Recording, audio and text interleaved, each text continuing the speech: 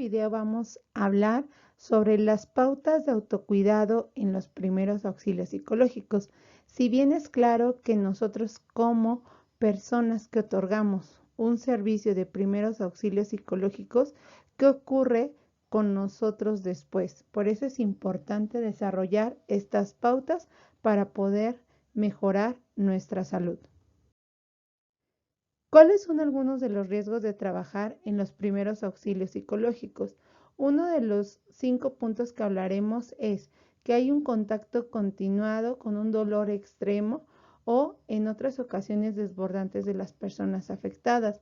Nosotros prácticamente estaríamos siempre en contacto con personas que prácticamente están viviendo un dolor extremo, que han pasado una situación importante y eso mismo no te hace ser una persona fría, pero prácticamente se une con el punto número 2, donde nos damos cuenta que ni los afectados ni nosotros podemos o tenemos el control de nuestra vida.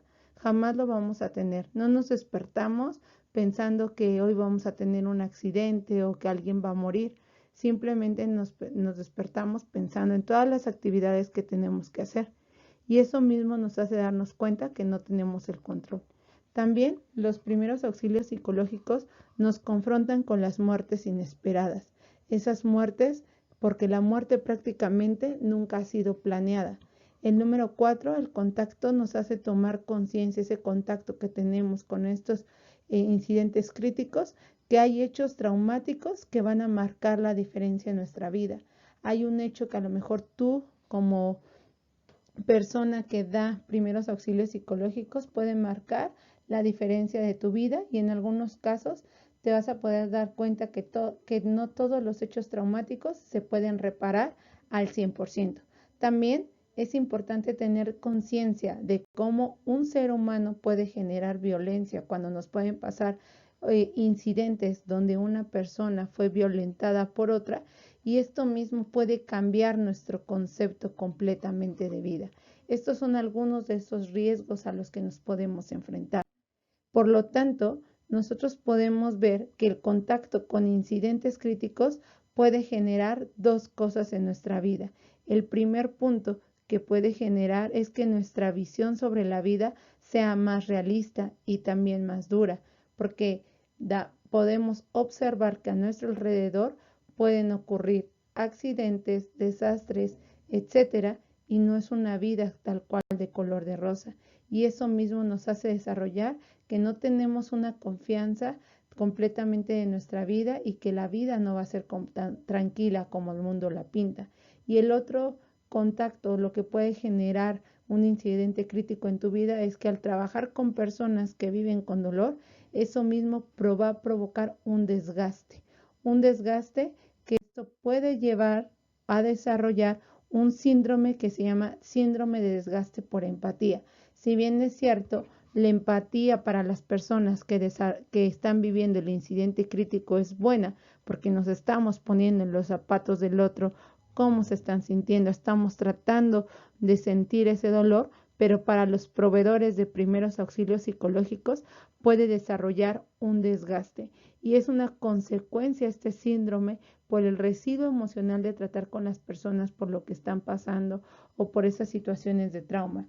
Y el síndrome de desgaste por empatía está compuesto de 3 puntos. Número 1, una experiencias traumáticas que pueden ser experiencias traumáticas no resueltas, porque a lo mejor tú viviste un incidente crítico y es algo que no has podido superar, por lo que es importante que tú puedas también buscar ayuda. ¿En qué otro está compuesto? Por un estrés traumático secundario. Esto se puede acumular por la exposición a eventos traumáticos que son tan frecuentes que también no se han resuelto. Y el punto número 3 es un desgaste continuo, y este desgaste continuo se da por la acumulación de estos 2 puntos anteriores comentados, por las experiencias traumáticas y por el estrés traumático secundario. Así que nosotros podemos identificar o existen algunos signos de alerta del síndrome de desgaste por empatía.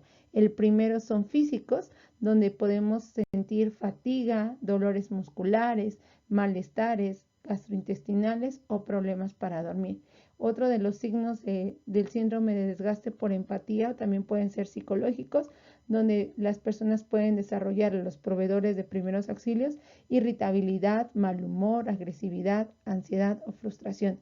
En cuanto a las tareas y comportamientos, nos referimos a que las personas van a tener una dificultad para realizar lo que antes hacían o hasta los deberes que tienen que hacer en su casa, algunas tareas, a algunas reuniones, a lo mejor pueden llegar tarde a citas, son personas muy puntuales que ahora podemos ver que llegan tarde y también se hacen menos comunicativas, con menos en decir lo que ellos piensan o en su punto de vista. Estos podrían ser unos signos de alerta donde podríamos identificar un síndrome de desgaste por empatía, pero en cuestión de los físicos se recomienda que pudiéramos buscar también la ayuda de un médico. En cuestión, ¿qué podemos hacer si nosotros desarrollamos o en algún momento estamos viviendo un incidente crítico? ¿Qué podemos hacer para no desgastarnos? Pues bueno, se recomienda 3 puntos. Número 1, rutinas diarias. Es importante que nosotros aprendamos a planear el día con un tiempo de descanso, que sabemos que a lo mejor vivimos un estrés, ¿verdad? Un incidente crítico que tuvimos que atender, pero que también es importante que después de eso que vivimos, tenemos que tomar un descanso y esto nos va a ayudar completamente a desconectarnos de lo que está ocurriendo. O también podrías aplicar o practicar tu deporte favorito. No solamente es que lo pienses, sino que lo lleves a la práctica para poder bajar ese nivel de estrés.